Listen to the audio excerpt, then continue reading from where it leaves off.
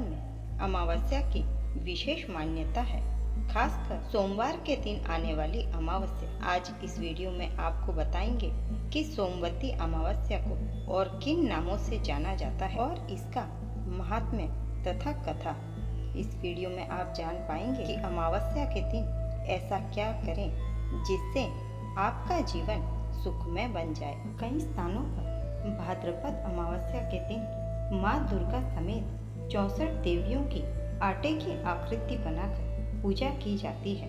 पिठोरी में पीठ शब्द का अर्थ है आटा, इस वजह से इसे पिठोरी अमावस्या कहा जाता है। वहीं दक्षिण भारत में ये त्योहार पोलाला अमावस्या के रूप में माँ पोलेरमा, जिन्हें माँ दुर्गा का ही एक रूप माना जाता है, की पूजा आराधना के साथ मनाने की परंपरा है। के साथ ही पवित्र नदियों में स्नान कर मैदानों आदि जगहों से कुशा नामक घास उखाड़कर घर लाई जाती है।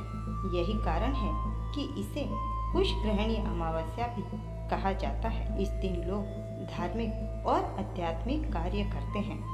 महिलाएं इस दिन अपनी संतान की लंबी आयु के लिए व्रत भी रखती हैं। ऐसी मान्यता है कि इस दिन व्रत रखने से माँ दुर्गा की कृपा से संतान के जीवन के सारे कष्ट दूर हो जाते हैं। तमिलनाडु में इस दिन को अवनी अमावस्या के नाम से भी जाना जाता है। मारवाड़ी समुदाय में इस दिन को भादो अमावस्या या भाती अमावस्या के रूप में मनाया जाता है। मान्यता है कि इस दिन पितरों का श्राद्ध, तर्पण, पिंडदान करना चाहिए।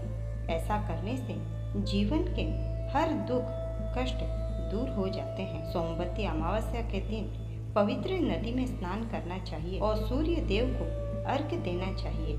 आटे की गोलियां बनाकर मछलियों और चींटियों को खिलानी चाहिए। इस दिन पीपल, बरगद, केला और तुलसी जैसे पेड़ लगाने चाहिए। ऐसा माना जाता है कि इन पेड़ों में देवता निवास करते हैं। ऐसी मान्यता है कि सोमवती अमावस्या पर किए गए ये काम पितरों को प्रसन्न करते हैं और जीवन में खुशियां लाते हैं। इस दिन घर में पूरी तरह से साफ सफाई करनी चाहिए तथा चारों कोनों में गंगा जल का छिड़काव करना चाहिए।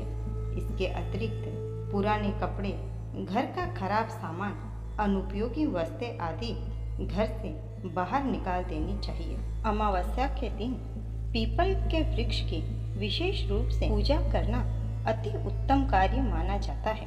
इस दिन प्रवाहित जलधारा में तिलांजलि करना लाभकारी माना जाता है। माँ गंगा या किसी पवित्र सरोवर में स्नान कर शिव, पार्वती एवं तुलसी जी की विधिवत पूजा करनी चाहिए। भगवान शिव पर बेलपत्र, बेलफल, मेवा, मिठाई, जनेऊ का जोड़ा आदि चढ़ाया जाता है। पितरों की शांति के लिए गंगा तट या किसी पवित्र नदी के तट पर पिंडदान भी किया जाता है।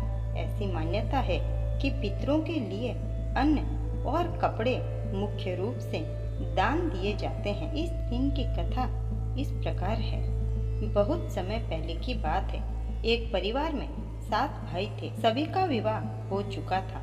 सबके छोटे छोटे बच्चे भी थे। परिवार की सलामती के लिए 7 भाइयों की पत्नियां पिठोरी अमावस्या का व्रत रखना चाहती थी। लेकिन जब पहले साल बड़े भाई की पत्नी ने व्रत रखा तो उनके बेटे की मृत्यु हो गई। दूसरे साल फिर एक और बेटे की मृत्यु हो गई। 7वें साल भी ऐसा ही हुआ।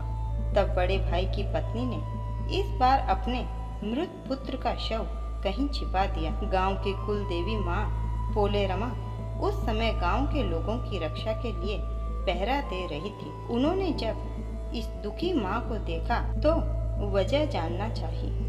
तब बड़े भाई की पत्नी ने सारा किस्सा देवी पोलेरमा को सुनाया तो देवी को उस पर दया आ गई।